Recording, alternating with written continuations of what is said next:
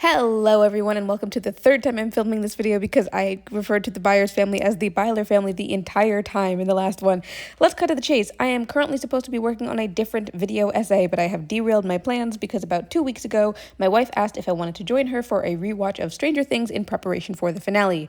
We had both watched season 1 of Stranger Things together a long time ago when the actors were still babies, but once we finished it, I gave her the green light to watch the rest without me. I struggle with intense dramas, and I was already kind of in a stressful place back then, and I did not have the bandwidth to invest in my own existential crises and the fictional ones. But I liked season 1. I liked the characters, I appreciated the themes, it was novel to see a D&D-related mainstream property back then. Cool. But it was still outside of my usual genre, and I moved on with my life feeling pretty content. My wife finished season 2, but season 3 wasn't out yet, and she kind of fell off the hype train, and then neither of us ever finished it. There were no hard feelings for anybody, it was just kind of a mutual breakup with the show. But now it was different. This is the finale, 10 years in the making, the conclusion to Netflix's Golden Goose, its prodigal child. So my wife decided to start from the beginning and finish the show on New Year's with everyone else. Like I said, she offered for me to join, but I passed. I get invested in shows like this, and every episode is an hour long, and that's basically a movie, and my day gets completely derailed whenever I watch a movie. And I figured that since I had been satisfied with my hazy memory of season 1, it just wouldn't be worth it for me. Unfortunately for me and my wife, I am a solo show vulture. I am easily distracted, I get invested really easily, and I like looking over her shoulder and reading the subtitles to whatever she's watching. I was so determined not to get roped in and to get stuff done with my life, but my breaking point was the season 4 finale, and my wife knows how I am. So by the time I was perched on her shoulder reading the whole show via subtitles like it was an old-timey silent film, she just unplugged her headphones and invited me to watch the rest of it together. That's where that leaves you and me now. I watched the season 4 finale with no context, and then all of season 5, volumes 1 and 2, and the finale, all of which were out by the time we finished it. We finished the season 5 finale on the morning of New Year's Day, and then it was over. But I never went back and watched any of the previous seasons. So my context for the show was based entirely on pop culture osmosis, a very, very hazy memory of the events of season 1 10 years ago, and whatever my wife was willing to explain to me during ad breaks. And you know what? I thought season 5 was fine. Not mind-blowing, but not unwatchable. Just some TV that I did not mind experiencing. I came away from it not with a recommendation to watch it, but not warning against it either. Honestly, I wasn't thinking much of it. But as I'm writing this, as you know, it is early January, and the internet has exploded. Everybody was asking what the fuck that season was, and what the fuck that finale was, and admittedly, I was surprised.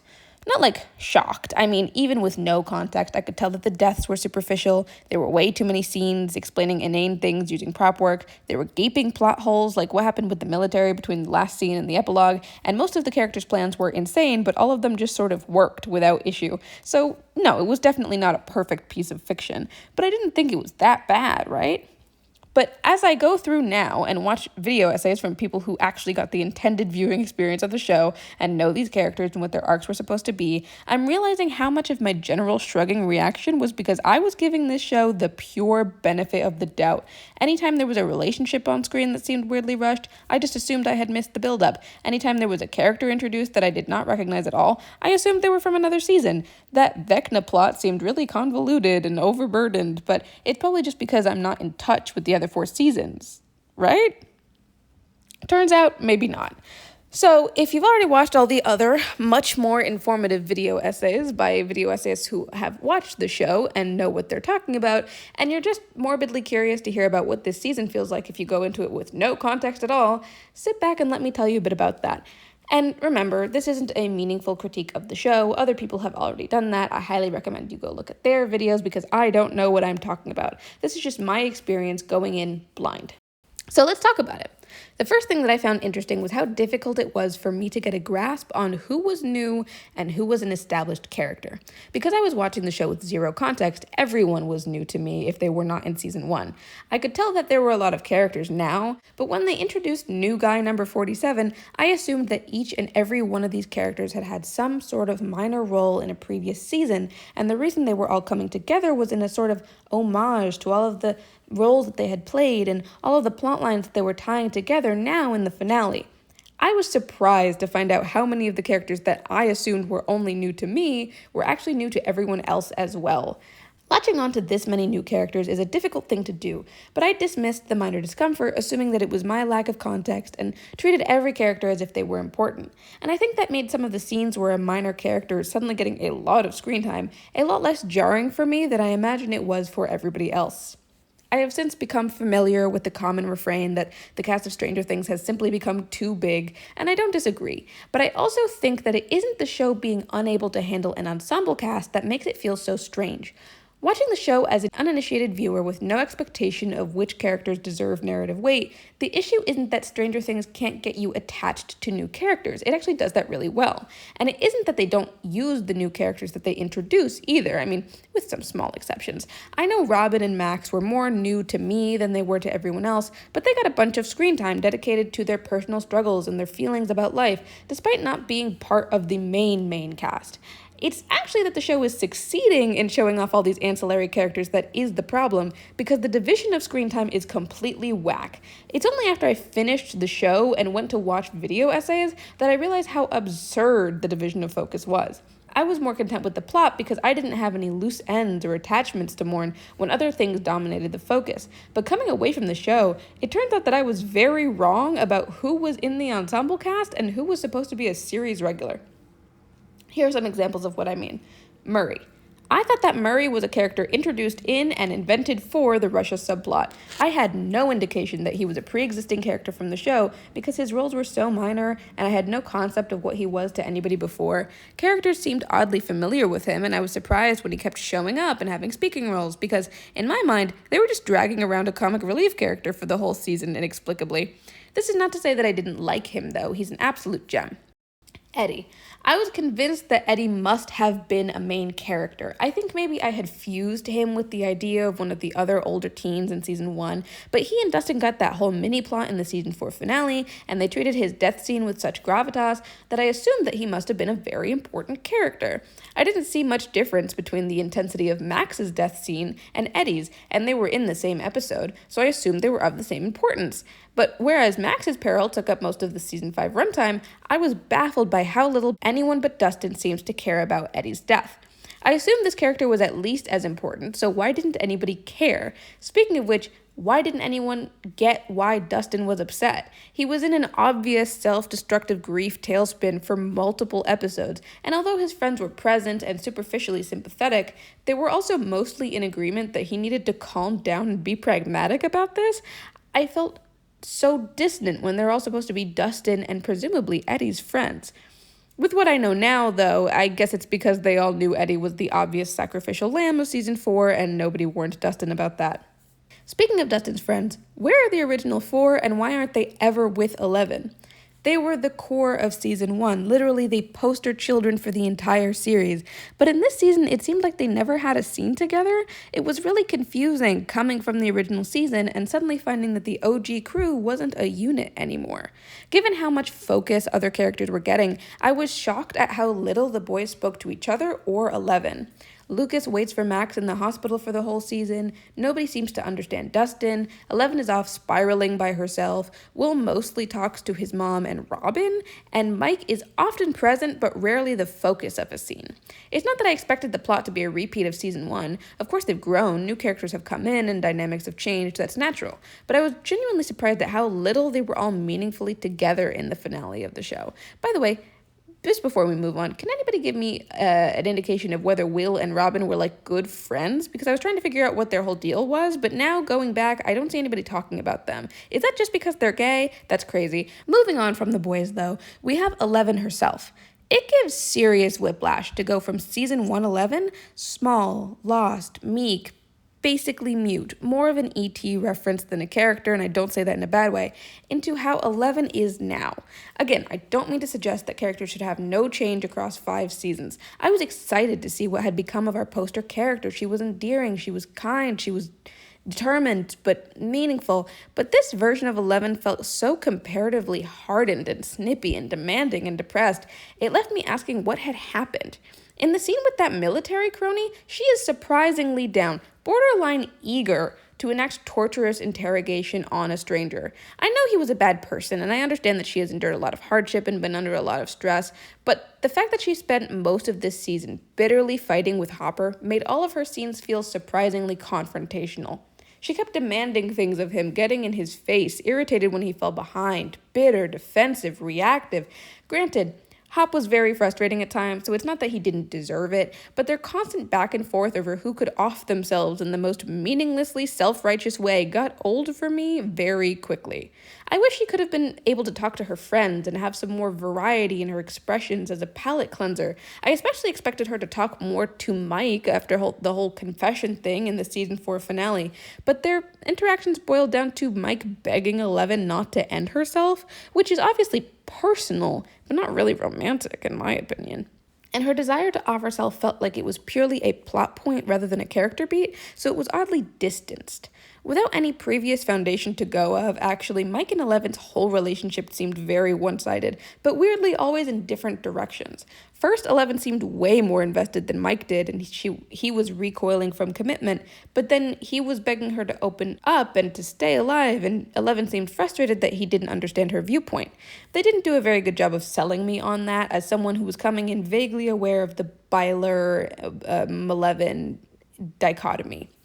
While I'm talking about Eleven's unsettling self-removal plot point, I need to mention Kali. The show made such a big deal about finding her in the Upside Down instead of Henry that I assumed that she must have been an important, maybe even beloved character. There was a huge fight to get to the chamber, a musical swell, even a dramatic cut to an imaginary commercial after her face reveal. She's another one of the experiment children from Papa's lab, so of course she must be relevant. I filled in some sort of meaningful relationship between Eleven and Kali in my head.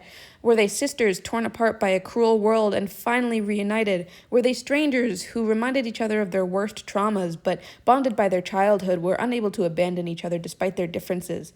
The shock that I would have felt if you had told me then that she was a character from one episode multiple seasons ago who was not popular with the audience, I would have been appalled. I was catching on to the signs, though, because her relationship with everyone else was immediately not making sense to me.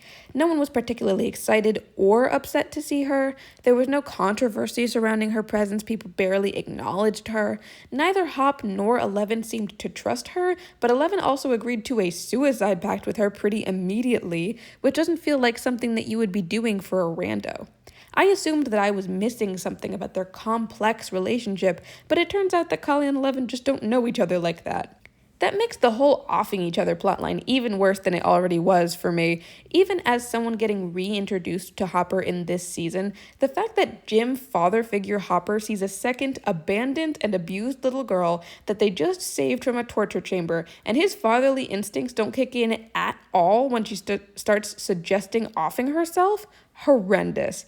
And then she dies unceremoniously after all of that hullabaloo to get her, and Eleven and Hop look somewhat sad about it for all of one scene. Will shows more sadness for little Vecna than Eleven does for Kali bleeding out on the floor. Justice for my girl Kali, I hate what they did with you. Beyond the issues with individual characters, though, I struggled with some of the relationships that were presented as well. The familial dynamics in specific were almost unrecognizable if you don't already know who these characters are because of the previous seasons. The Byers family is the focus of season 1. Their character ties and love and conflict drive the plot along. This season failed to remind me that they were related.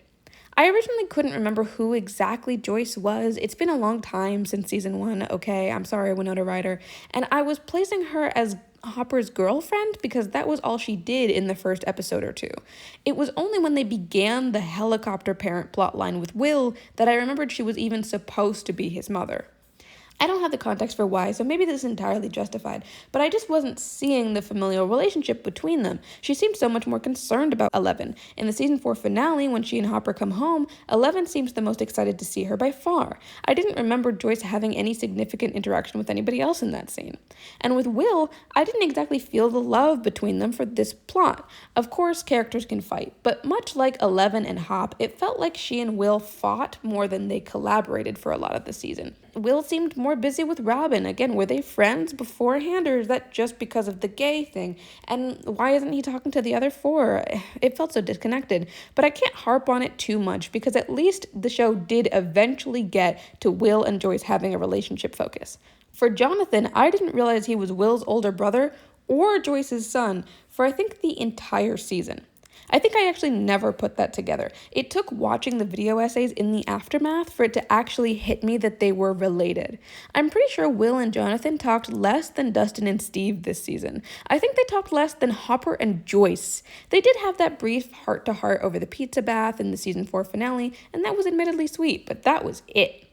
On that note, it seemed like Will had something to tell Jonathan in that scene that they never got back to. Looking back with limited context, I assume that it was that Will is gay. As a fellow gay individual, I would have personally much preferred if Will had come out to his older brother and his mother in a meaningful personal interaction than having done the weird group therapy scene that they actually did. And speaking of not remembering who is supposed to be family, the whole Wheeler family gave me the same issue.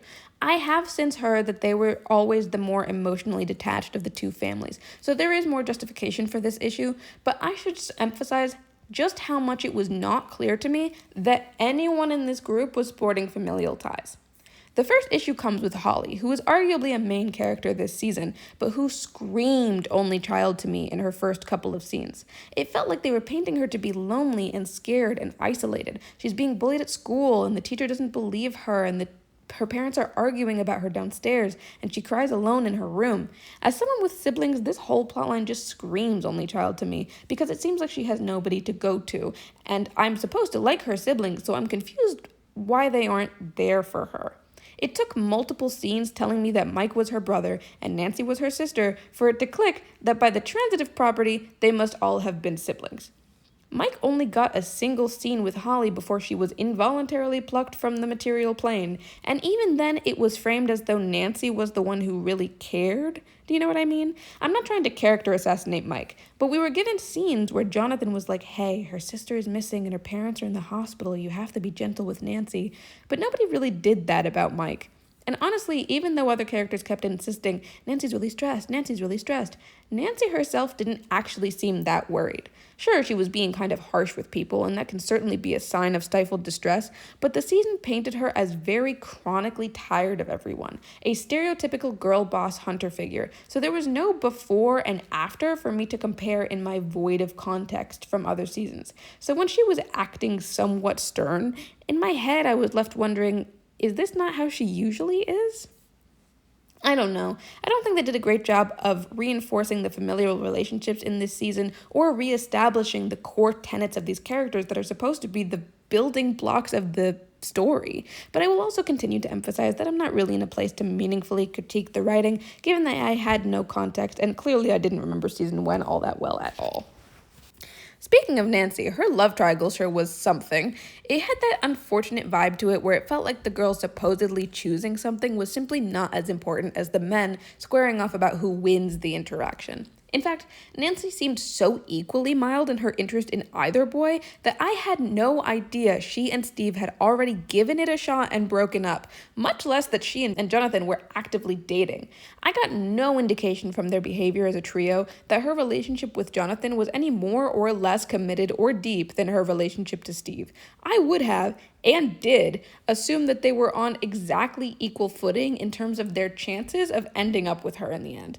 Where was her chemistry with her boyfriend? Where were their meaningful scenes together? The shock that I got when Jonathan pulled out a ring was horrific.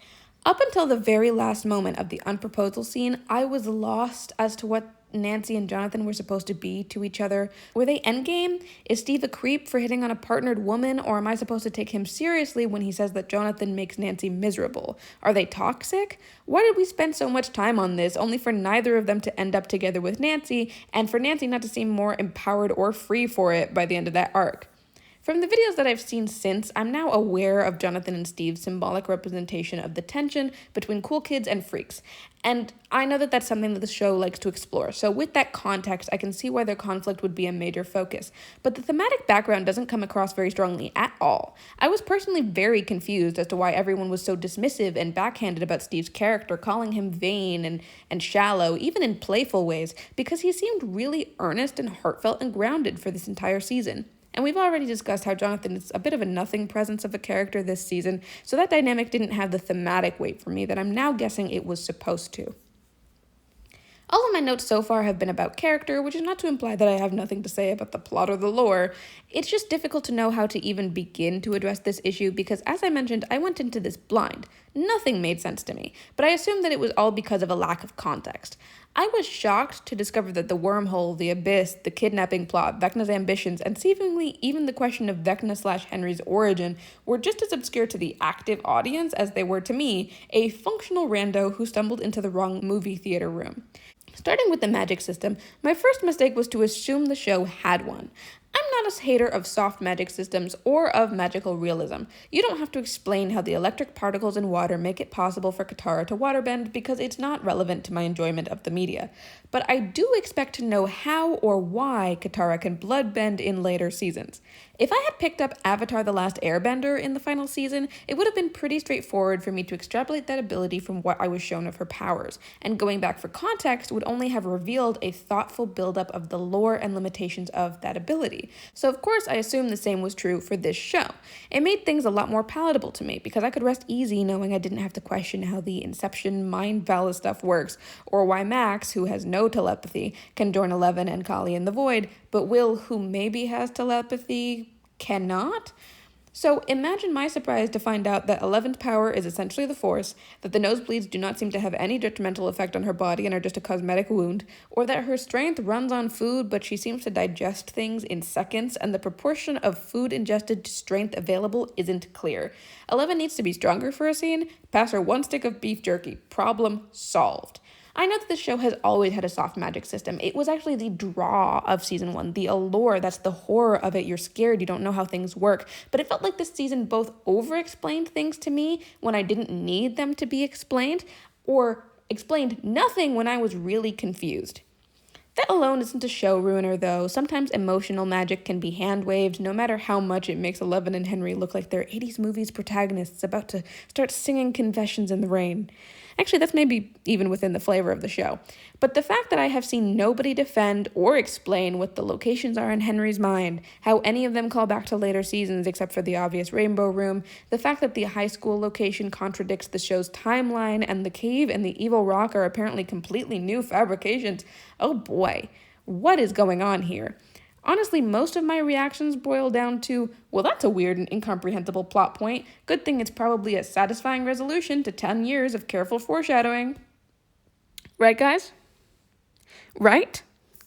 As a fresh viewer, I would have liked the answers to some questions that I was surprised that I couldn't grasp even just from this season. Things that should have been clear and established and consistent. Like, can Vecna teleport anywhere, or just in the Upside Down, or just in his mind palace? How can he find Derek from an interior shot through his eyes of an abandoned barn with no effort, but he needs Will as a vessel to see the exact room number of Max's location in the hospital?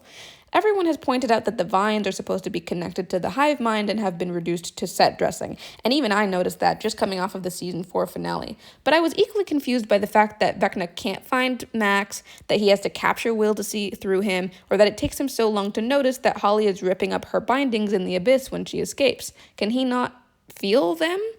What's the distinction between Vecna and the Demogorgons? What's the distinction between the Demogorgons and the Mind Flayer? Do the Demogorgons have independent thought, or are they drones for Vecna? Is there any relation between the D&D versions of Vecna and a Mind Flayer and these seemingly distinct TV entities? All questions that I still lack the answer to. I was especially surprised to learn that the character's comfort with the Upside Down was a new thing and not the result of many seasons worth of exploration, establishment of safe zones, threat eradication, and training. Any scary location is going to be less scary the more that you interact with it. That was inevitable. But even from the season 4 finale to the season 5 opener, the difference in perceived threat while in the Upside Down was striking. I would have been dumbfounded to discover that it was functionally their first time traipsing around in there on purpose. Even Hopper said something to the effect of, "Every time I go down there, the only danger is hordes of military soldiers." So I figured that that was a purposeful part of the plot. Imagine my surprise to find out otherwise. In terms of the lore, I had issues comprehending Henry's whole thing. He's a victim. He's the first victim. He has coped with that badly. Got it. Understood. But is he gaslighting Eleven about quote-unquote making him, or is she actually at fault for something? He's clearly manipulating Will about being at fault for anything because he was just a baby when he was taken. But it's also unclear what Will supposedly did in the first place. Dig tunnels? None of Will's emotional reclamation scenes held much weight for me because I was unclear on what he was reclaiming in the first place. I do suspect that this is clear in emotional seasons, but I don't know that it was re-emphasized here in a way that supported his emotional triumph in the finale. You know, funnily enough, the Holly plotline isn't so bad when you aren't aware of how many dangling plot threads they have begging to be resolved while she's hogging all the screen time. But also, it did just drag and drag and drag, and they had other things to deal with. The biggest failure of the season, in my opinion, with context or without, was how little the plotlines came together.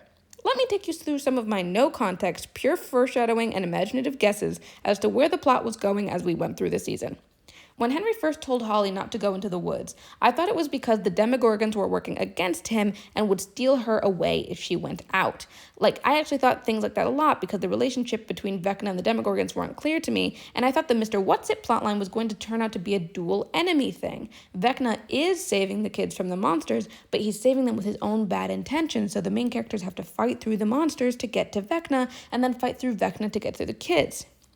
Then when I saw the giant flesh wall, I thought that Vecna or the Mind Flayer had erected a fortress in the Upside Down to keep anyone else from coming in, and Henry's house was in there, insulated from the demo dogs. I don't know. I definitely didn't expect it to go into a void. And there was that whole thing where it seemed like the military guy knew what the wall was, and that's why they interrogated him, but then he didn't know, and they just abandoned that. I had no idea what the military knew or if they knew what was going on. It was a consistent confusion for me, actually. They were clearly evil. Got it. I'm not an idiot. But the show was giving them this alibi of being certain that Eleven was behind everything, so they were trying to get to her for that reason. That's a technically morally justified position, so I figured there would be complexity. I thought that the cast would eventually be caught and have to explain everything to the military, and the military wouldn't want to understand, but after Eleven saved them from Henry, she could explain that she wasn't the threat, and they would enact a begrudging alliance to save the town.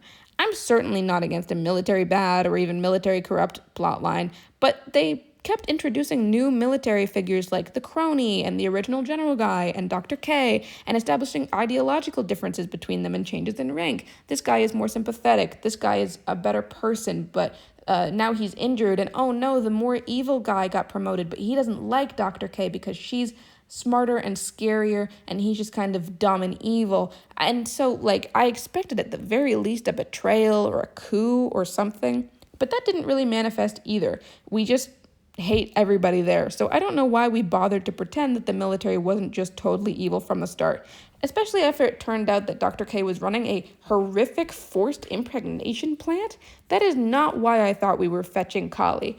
I thought Kali would be symbolic of Eleven's desire to live and find family. As Eleven resolved her plotline, she would also get to relive it by saving someone who is so similar to herself, abused and combatant and world-weary but worthy of a better life. But no, the story decides that the right thing for the victims to do is to remove themselves from the mortal coil because they are somehow to blame for the people who want to exploit their bodies and trauma. That's great. I thought maybe if they weren't going to save Kali, that she would betray them, or that she and Eleven could either stop or save Henry, choosing to rebel against the person continuing their childhood abuse, or to save the first victim of it. But no, they didn't do that either. That's actually why I thought Henry was getting 12 kids. I thought that he, not Dr. K, was going to try to restart Papa's lab, X-Men style. There's 11 original kids, I think. Henry gets 12 new ones and raises them as his soldiers. I thought that's why he was going through the effort of keeping up appearances, too, because he was going to try to be a new gaslighting father figure to them like Papa was. In light of the fact that he was always going to use them as human batteries, and they had very little chance of escaping, and they were trapped in another unlivable dimension even if they did somehow escape, I have no idea why he went through all that effort. I think it makes more sense than the Dr. K thing, and then maybe we could have saved all the time we spent on the military plot only to blow up all those pregnant women in the explosion, and then go about our lives as law-abiding patriots in the epilogue.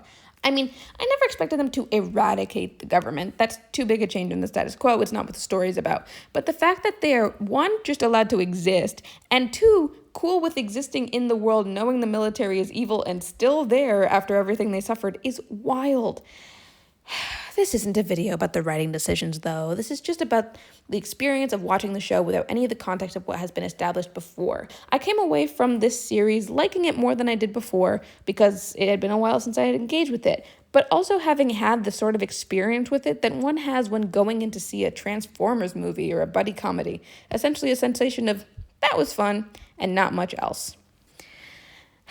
But yeah, that's it for me, everybody. I don't expect to be talking about Stranger Things again, but if you like people who comment on what they would have changed about bad media and make speculative additional content for good media, I'm your girl. And I will be making more videos like that, so stay tuned. I have stuff planned for Don't Starve Together, Hades 2, Pokemon Legends ZA, and Magic the Gathering. But with any luck, my next video will be the comprehensive takedown of the Age of Scorpius that has been eating me alive for months. That's all, though. Have a great day, y'all. Bye.